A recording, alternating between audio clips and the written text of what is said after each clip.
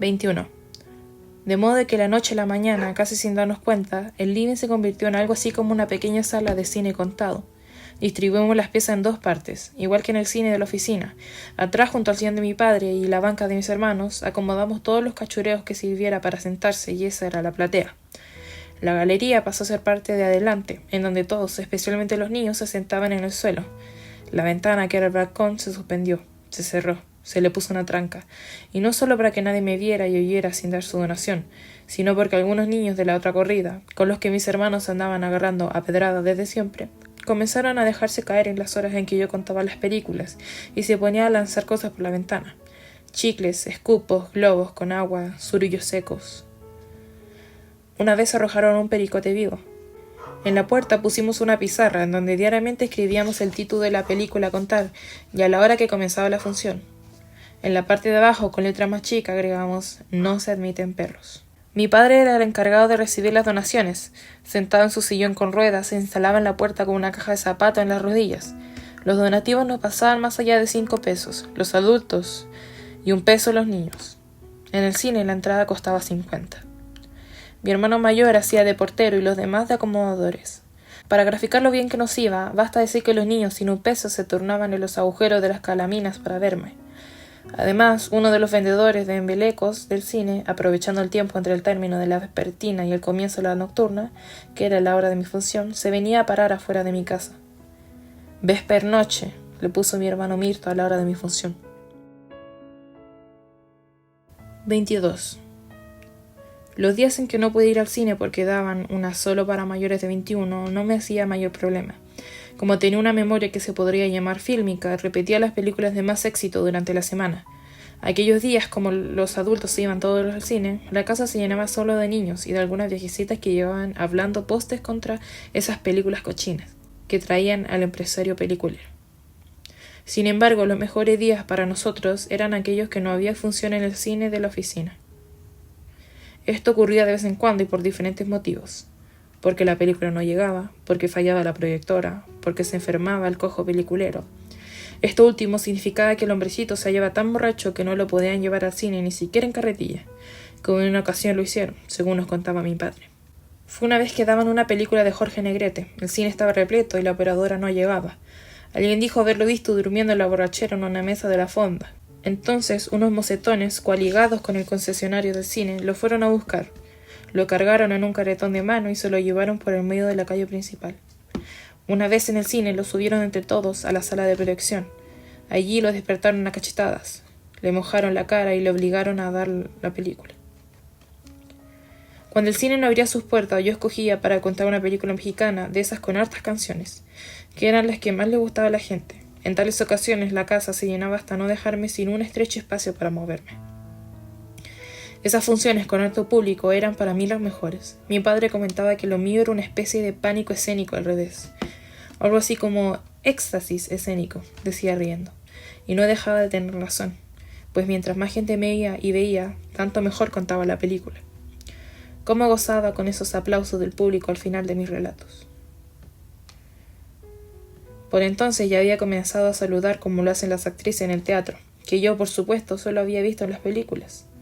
Al terminar, mientras la gente rompía en aplausos, yo entraba corriendo a la pieza contigua, esperaba un ratito, respiraba hondo y volvía a salir y a saludar con esa referencia de medio cuerpo que tanto me gustaba hacer. Había ocasiones en que la gente me hacía salir hasta 3 veces. 23. Después de esas funciones, los aplausos me quedaban resonando durante toda la noche, hasta no poder conciliar el sueño. En mis desvelos pensaba en mi madre y debajo de las frazadas lloraba en silencio, cuando ella nos abandonó. Igual que mi hermano comenzó a tartamudear, yo me llené de piojos blancos. Las vecinas decían que esa clase de piojos salían con la pena, y como la pena era por mi madre, comencé a comerme los piojos de puro amor hacia ella. Así la quería, así la echaba de menos. Qué orgullosa se sentiría ahora, me decía, si viviera como la gente me oye y me aplaude. ¿La aplaudirán a ella igual que a mí, después de sus bailes? Habría cambiado su nombre por otro más artístico. Seguiría usando esos pañuelos de seda tan bonitos, sofocándome debajo de las tapas. Me la imaginaba bailando semidesnuda en un escenario adornado de luces de colores que se prendían y apagaban. Por esos días, a través de unas mujeres que hablaban en la cola del pan, me había enterado de que mi madre se había ido de bailarina en una revista de variedades. Decían que la cabeza hueca de la Magnolia había sido engatusada por el director de una compañía de picaresca que pasó por la oficina, y se la llevó a la capital con la promesa de convertirla en vedette. Lo que no entendí bien fue algo que dijo una de ellas, haciéndole un guiño a las demás, que habían quedado varios viudos llorando por su ida, pero que el más apenado de todos era el señor administrador. Mi madre tenía 26 años cuando se fue, y pese a haber tenido 5 hijos en 5 años seguidos, el primero lo tuvo a los 14, conservaba una figura envidiable. De eso me acuerdo perfectamente, porque varias veces, cuando estábamos las dos solas en casa, la vi bailar en ropa interior frente al espejo. Sin embargo, su rostro se me había desdibujado, se me había borrado como el de una actriz que ha dejado de hacer cine por mucho tiempo. Lo otro que me ocurría era que de tanto ver y contar películas, muchas veces la barajaba con la realidad. Me costaba recordar si tal cosa la había vivido o la había visto proyectada en la pantalla, o si la había soñado, porque sucedía que hasta mis propios sueños los confundía después con escenas de películas.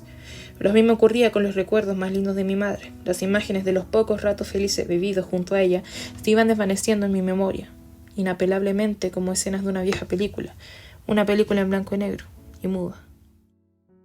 24. Alguna vez leí una frase, seguramente de un autor famoso, que decía algo así como que la vida está hecha de la misma materia de los sueños. Yo digo que la vida perfectamente puede estar hecha de la misma materia de las películas. Contar una película es como contar un sueño. Contar una vida es como contar un sueño o una película. 25. Mientras tanto, mi fama crecía cada vez más. Tanto así que de pronto comenzaron a llamarme para que contara películas a domicilio, sobre todo los empleados y los comerciantes, que era la gente más pudiente de la oficina. Entonces, como el dinero que se juntaba en mis funciones estaba alcanzado para darnos pequeños lujos, como comprar bebidas para el almuerzo y mandarme al cine prácticamente todos los días, no obstante que lo que se llevaba casi todas las ganancias eran las botellas de vinos de mi padre, que aumentaron visiblemente en cantidad y calidad. No sé a quién se le ocurrió la idea de mandar a imprimir tarjetas de presentación, con ribetes dorados y una letra llena de Ringo Rangos. Hada del cine, contadora de películas. Ahí fue que comenzó mi desgracia. 26. La primera persona que me contrató fue doña Mercedes Morales, la costurera que vivía frente a la plaza, una de las mujeres más buenas que he conocido en mi vida. La señora Mercedes me mandó a buscar para que le contara La Violetera, película interpretada por Sarita Montiel y Ralph Bayotte, que solo una semana antes se había dado en el cine. Ella no había podido verla porque había bajado al puerto a comprar géneros y botones. Yo la recordaba perfectamente y la canción que daba título a la cinta me la sabía de memoria, pues siempre la tocaban en la radio. Además, la tarde que la canté en la casa habían recibido uno de los aplausos más largos de mi naciente carrera. De modo que ese día, después del almuerzo, partí a domicilio de la costurera. Mi hermano Mirto, obligado por mi padre, me ayudó a llevar el cajón de té con toda mi utilería española. La mujer quedó encantada y fue muy generosa. Además de regalarme una blusa de tafetán de color morado y con vuelitos, me pagó más de lo que juntaba en 2 días de donaciones en la casa. De ahí en adelante comenzaron a llamarme Tupido de otros lugares. Casi siempre era para contarles películas a ancianas o ancianos enfermos que no podían ir al cine. El problema era que algunos me pedían películas muy antiguas o que yo no había visto. Con las antiguas no había problemas, partiendo de lo poco que me acordaba y con lo mucho que ponía en mi cosecha. Podía perfectamente salir del paso. Solo una vez me atreví a contar una que no había visto. Fue cuando me llamó doña Filiberta, la dueña de la única pastillería de la oficina. La anciana, un tanto loca según la gente, estaba por morir y quería que le contara un viejo film, dijo film, de Libertad Lamarque. La película se llamaba Besos Brujos, y doña Filiberta, poniendo los ojos en blanco, dijo que le traía recuerdos de un amor inolvidable. Me contó que la escena que más recordaba era cuando Lamarque, bañándose de un vello largo de aguas azules. Aunque las películas en esos tiempos eran en blanco y negro, ella dijo aguas azules. Cantaba una canción preciosa que se llamaba Como el pajarito. ¿La viste, niñita?, me preguntó. Yo le mentí y le dije que sí, pero que no me acordaba mucho, que cuando la vi era muy chica, pero sí ya me refrescaba un poco la memoria. La anciana, además de hacerme una larga sinopsis con varios detalles de trajes y paisajes, me cantó entera la canción del pajarito. Con todo eso armé rápidamente una historia y estuve contándole la película hasta que se quedó dormida. Doña Filiberta, que ya tenía 92 años de edad y que había enviudado ya 3 veces, murió 2 días después de haber estado yo en su casa. Sus familiares, luego del funeral, contaban como anécdota que la abuela Philly, como le decían, había dicho que la película que la niñita le contó no andaba ni por las tapas de lo que ella había visto, pero que de todas maneras le había gustado mucho, incluso más que la otra. La otra apenas duraba 1 hora y cuarto, dijo sonriendo, y esta niñita me contó una casi de 2 horas. Decían los deudos que había muerto feliz. 27. Los pedidos de películas a domicilio los cumplía a la hora de la siesta, pues en las mañanas asistía a la escuela y por la tarde me tocaba ir al cine. Mis hermanos, entre reclamos y pataletas e instancias de mi padre, se turnaban para ayudarme en el traslado del cajón de té. Me dejaban en la vivienda de donde me habían llamado y se iban a jugar. Quedaban de pasar a buscarme en unas horas. 1 hora era el término medio que ocupaba en contar mis películas, pero siempre se quedaban jugando y yo tenía que arreglármelas sola. Algo así ocurrió el día nublado en que fui a contar una de vaqueros al prestamista de la oficina. 28. Nuestra oficina era de una de las más pobres del cantón. La gente no tenía que ver ni qué hacer a las largas tardes pampinas. No había filarmónicas donde ir a bailar. No contábamos con banda de música que tocara retretas los fines de semana en el kiosco de la plaza. Ni siquiera teníamos día de tren, que en las otras oficinas donde había estación ferroviaria era toda una fiesta. Solo nos quedaba el cinematógrafo. Pero el sueldo no siempre alcanzaba para pagar un boleto. Todo el mundo vivía de fiado, y para conseguir algo de dinero antes de los días pagos, la mayoría acudía a empeñar las tarjetas donde el prestamista. Don Nolasco se llamaba el prestamista. Era un hombre largo, todo lleno de huesos, huraño como un perro de desierto. A la larga había llegado a convertirse en el hombre más odiado de la oficina. No solo por ser usurero, sino porque además trabajaba de vigilante en el único pasaje de solteros del campamento. Allí debía cuidar que los hombres no entraran licor ni mujeres a sus camarotes, y en eso don Nolasco era tan estricto como para cobrar sus préstamos. Nada se le pasaba a sus ojos de búho. Los jueves, día de suple, era común ver a las esposas de obreros rogándole que, por favor, se pagara de la mitad ahora. Don Nolasco y el resto lo dejamos para la otra semana. ¿Qué le parece? Mire que tengo que comprarle leche a la guagua. Pero no había caso, el hombre era duro e insensible como un costrón de caliche. Yo un par de veces acompañé a mi mamá a empeñar la tarjeta de mi padre y vi la cara inexpresiva del hombre. De verdad parecía hecho de puro hueso. Nadie nunca lo había visto sonreír. 29. El hombre vivía en una casa oscura y silenciosa en la última calle de la oficina, por el lado poniente. Era domingo cuando fui a contarle la película, y estaba nublado. Las calles, como siempre a la hora de la siesta, se veían solitarias. Más aún ese día que en la cancha de fútbol, en las afueras del campamento, se jugaban las finales del campeonato local. El fútbol era lo otro que salvaba a la gente del árido vastio de la pampa. Cuando llegamos a su casa con mi hermano Manuel, que mi padre hizo venir de la cancha para que me ayudara, el prestamista salió a la puerta, me miró fijo y preguntó para qué era el cajón. Cuando le expliqué, dijo lacónico, sin disfraces. Manuel, contentísimo, se devolvió de inmediato con el cajón a la casa y de ahí, a toda carrera, a la cancha. Yo al principio pensé que el caballero quería imaginarse los personajes a su antojo, algo que me pareció bien, pero luego intuí un dejo de malicia en su actitud. Sin embargo, no hice caso de la corazonada. Pensé que debía ser la influencia de ver tantas películas. El prestamista vivía solo. La cortina de la ventana estaba cerrada y la casa se veía penumbrosa. Me llamó la atención lo atiborrado de la pieza del living, tantos muebles antiguos y baúles polvorientos. Mi casa tal vez no tenía muebles, pero era mucho más luminosa que aquella. Los anaqueles estaban repletos de artefactos que la gente iba a empeñar. Radios, máquinas fotográficas, juegos de loza, cortes de casimir inglés. Imaginé dentro de los baúles cientos de relojes y anillos de oro. En la esquina de un aparador, atado de elásticos de billetes, se veía el fajo de tarjetas de suple de empeñadas por la gente. Todo el campamento sabía que el prestamista era tan receloso que llevaba las tarjetas con él a todos lados, incluso a la garita donde trabajaba. Esto por si algún obrero le caía plata del cielo y quería retirar la suya. El hombre recibía plata las 24 horas del día. Don Nolasco se sentó en un sofá. Yo, de pie frente a él, comencé a contar la película. Me había pedido una de John Wayne, una que había pasado en el cine hace poco. Por primera vez sentía que me temblaban las piernas. Por primera vez no hallaba las palabras para comenzar mi relato. Me repelé por haber dejado ir a mi hermano. Sentía miedo. El hombre era como el malo del pueblo. Cuando recién comenzaba la narración me interrumpió, toscamente para decirme que él no oía bien con un oído, que me acercara más.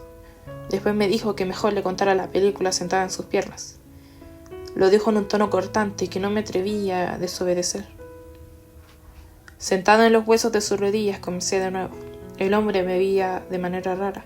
Me di cuenta entonces de que la película le interesaba un comino, pero ya era tarde. En esos momentos el prestamista me comenzó a hacer lo que me hizo. El miedo volvió a mi cuerpo de gelatina y no atiné a nada. El hombre hizo lo que quiso conmigo, sobre todo desde la cintura para abajo.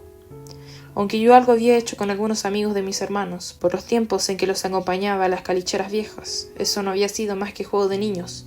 Ahora sentí que me habían desgarrado por dentro. Salí de allí como alunada, mientras caminaba de vuelta a casa como pisando sobre esponjas. Fui dejando caer una a una el puñado de monedas que el hombre me puso a la fuerza en las manos antes de dejarme ir.